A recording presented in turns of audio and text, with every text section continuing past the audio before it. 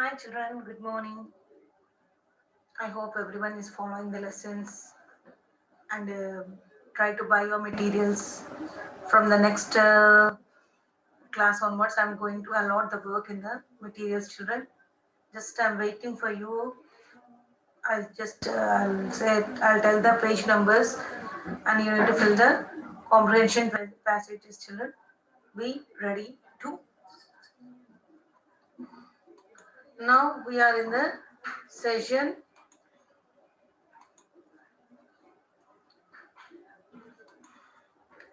session 11, children. Sorry, session 10, children. Session 10, it's a ninth class, Kochi High School. Ninth session 10, children. Previous class, I discussed about the unit 2, games and sports, reading part A, True Heights. In that True Heights, we read about the home, about the Michael Stone and his target, goal, dreams. Why Michael Stone is very, very special, children, because he was blind. Though he was blind, he achieved his success through hard work. So, in that way, he will go through the textbook.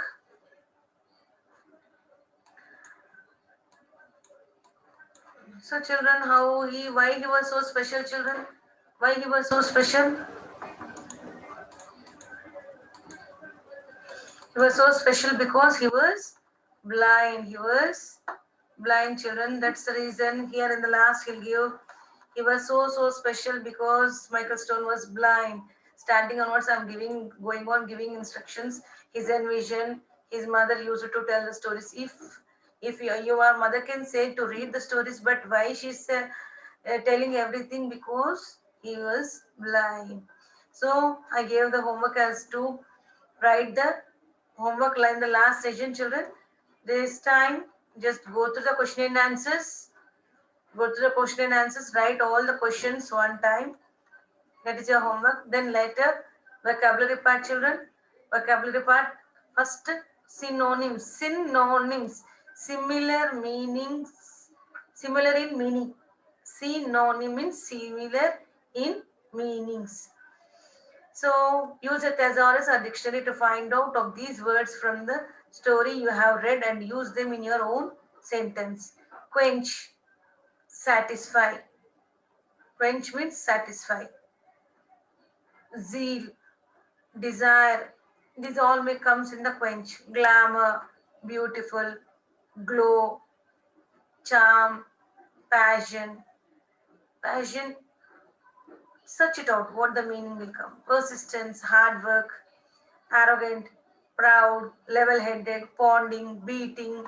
So, synonym means similar in meaning, not meanings, children. If you go through a dictionary, you will get a lot of meaning. Quench means, if for example, if you're thirsty, I'm thirsty, I want to drink the water. Till the satisfy one glass, two glass, I may drink the water till my satisfaction. So that is a quench. If you go through the satisfy also gives the same meaning, children. For example, cry, cry. I know the cry, I'm crying. The child is weeping. Weeping is also continuous cry. Sob, due to pain they'll cry. Mourn, due to pain they'll cry. If anyone died, they're going to mourn. So those are the cry. What are the synonyms for the cry? What are the synonyms for the cry? Sob, weep, mourning. These are the synonyms of the cry. Nana Ardalu. For the different words, we'll get the same meaning, children. For different words, we'll get the same meaning. Hit, wrap, wrapped, hit, wrapped. These all gives the same. So these are called synonyms. Once again, you go through a dictionary, find out some words for this. Now come to the, you go through it. If you didn't get, I am going to give synonyms for this. No need, I am not giving as a homework for you. Just go through the dictionary once and try to find out these synonyms in your dictionary. If you get, it's not a homework, just external work to do. Co co-locations in the vocabulary. It's the second part, co-locations. These co-locations is an arrangements of words or with other elements, especially those that commonly co-occur. Warmth welcome, heartfelt congratulations, memorable events, take a nap. So these with heartfelt congratulations only we should say. Heart loose congratulations we can't say. Right? These are the collocations, word combination, word plus word combinations to give a suitable or perfect arrangement of the words. In the same way, we have a 7 types of combinations. Combinations means collocations.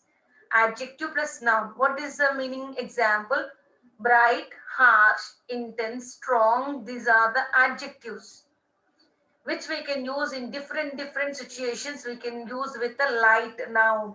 We can say bright light, harsh light, intense light, strong light. With the light we can use the word combinations like this. So those are called, that is called collocations. Verb plus noun will be, noun plus verb will be, noun plus noun will be, preposition plus noun will be, noun plus preposition will be.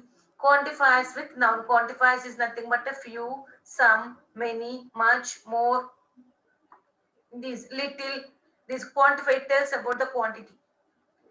So here he gave, before going through this table, I'll show some more information about the collocations. Collocations are the words we use together in English.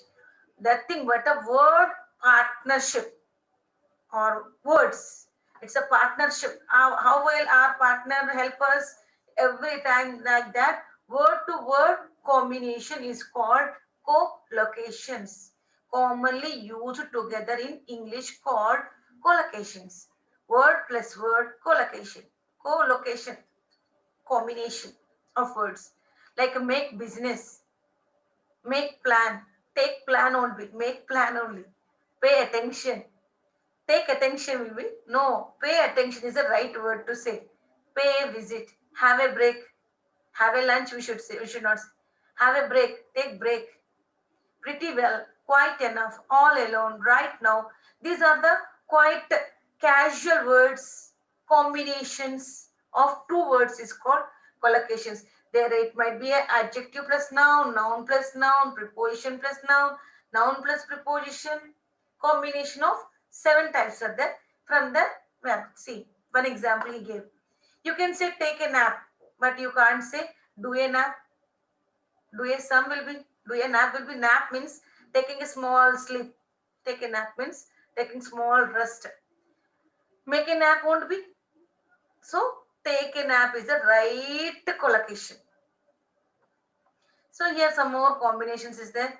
Verb collocations list with have a bath, have a drink, have a good time, do business, do nothing, do some favors, do someone a favor, do the housework, do the shop, make a difference, make a mess, make a mistake, make a noise, make an effort, make furniture, make money, take a break. See, these all the verbs plus verb plus nouns, break a habit, catch a bus.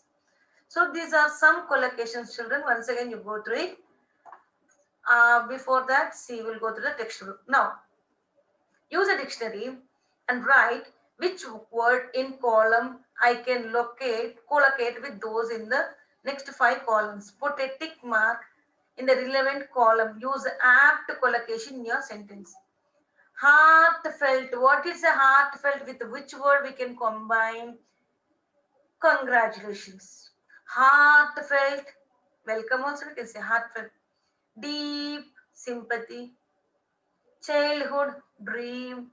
Express opinion. Strong opinion also we can say. Warm welcome. Warm welcome. These are the perfect jodis, perfect combinations is called collocations. So I think you understood. Once again you go through this.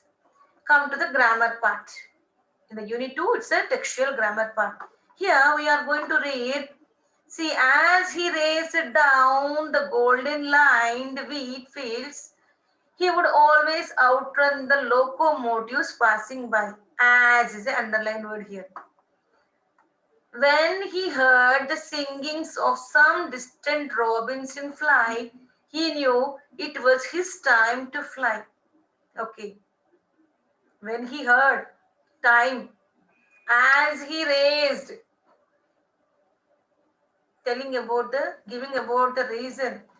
Since also telling time, since other Walter had few misses, Michael needed to clear his wall to win. The three above sentences have two parts. If you understood, if you are observing this carefully, sit here to hear one, here to hear one part, here to hear another part, here to hear till comma one part, here to hear another part. Since the other fewer Walters had few misses, this is a one part of the sentence. This is another part of the sentence. If you observe it clearly, these two parts of the sentences is separated by a comma. Is it right, children? Here he gave. The above three sentences have two parts. In one part of the sentence is separated by comma, which lacks complete sentence. Wherever the comma is there, lacks means they don't have complete sentence. Sense, it's not, there is no sense. As he raced down the golden wheat fields, what happened? So there is this underlined part doesn't make any sense, children. It need to depend on another. It need to depend on another part of the sentence. Then it will give full sense to the sentence. So whole right from as to by it is called sentence. This sentence is divided into two parts.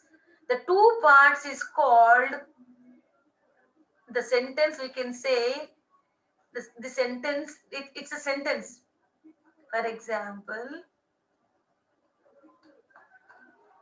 simply if you take any sentence,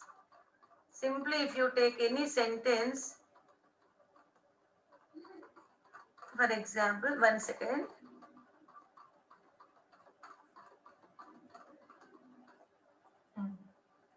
Michael was immediately swarmed with people hugging and congratulating him on the great accomplishment. Okay.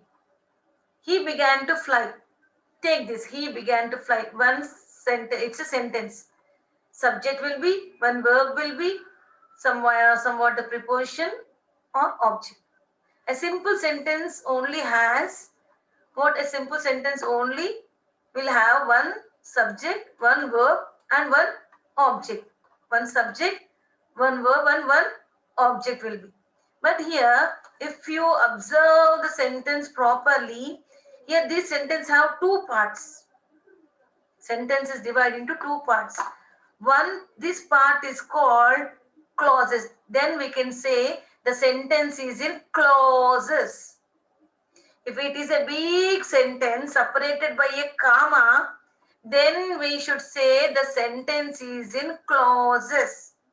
What's it? Clauses. And it has to depend on other part of the sentence for complete sense. The sentence part that is incomplete is independent clause. I told you, no, children? Clause.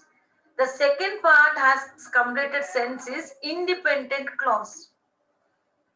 So first we are going through some of the a video. Then later I'll tell you what's a clause. First you should learn what's a clause. Then you can easily say. So today we are going to. So let's get started. Listen. So what is a clause? It is a group of related words. It has a subject and verb combination. It has a, what's a clause? A group of words, subject and verb combinations. It has complete by itself. Example, he plays cricket regularly. Now, is this a clause? For that, we will check whether it is satisfying. See, what is a clause? Clause is a group of words, a part of a sentence actually.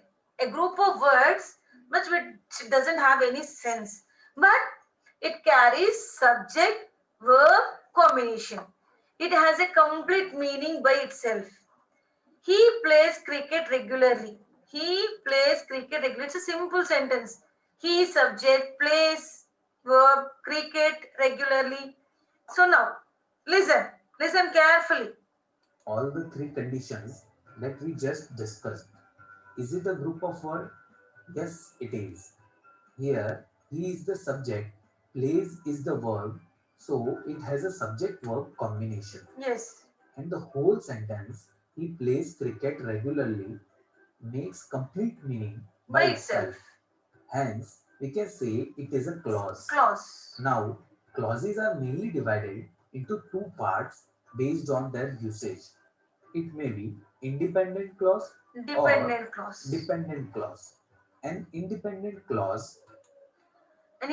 clause, a complete sentence by itself, doesn't need any other clauses for its existence. It depends on its own. You may sit. Subject, verb. You may sit.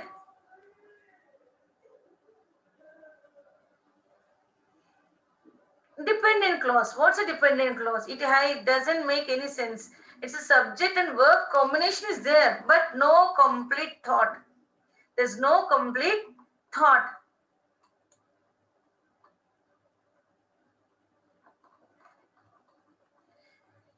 Where you like, you can sit where you like. A subject and verb combination. It has subject and no complete thought. Where you need to sit? Whether you have any idea? No, it's a incomplete sense. So you may sit wherever you like. This is a main clause, independent clause. This is a dependent clause. This dependent clause, what's a dependent clause now? Dependent clause is again going to divide into three types. One is a noun clause, adjective clause, adverbial clause. Later we'll go through the noun clause. According to the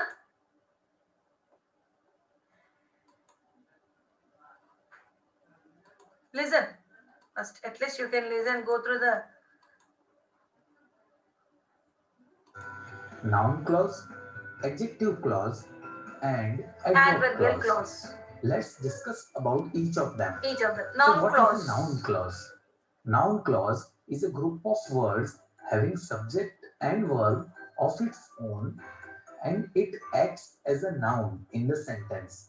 For example, I fear that I will fail.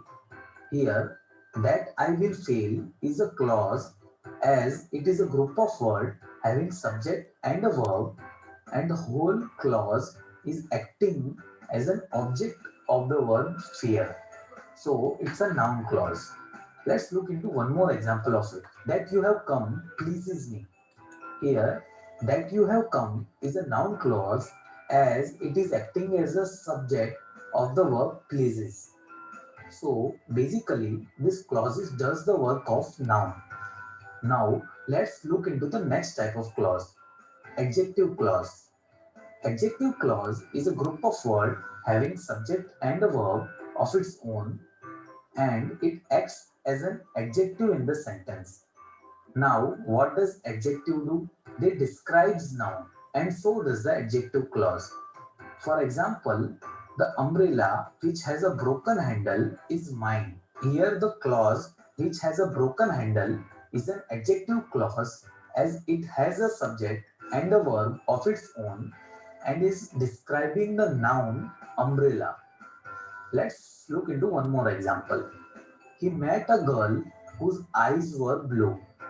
Here, whose eyes were blue is an adjective clause, and the clause is having a subject and a verb, and it is describing a noun girl.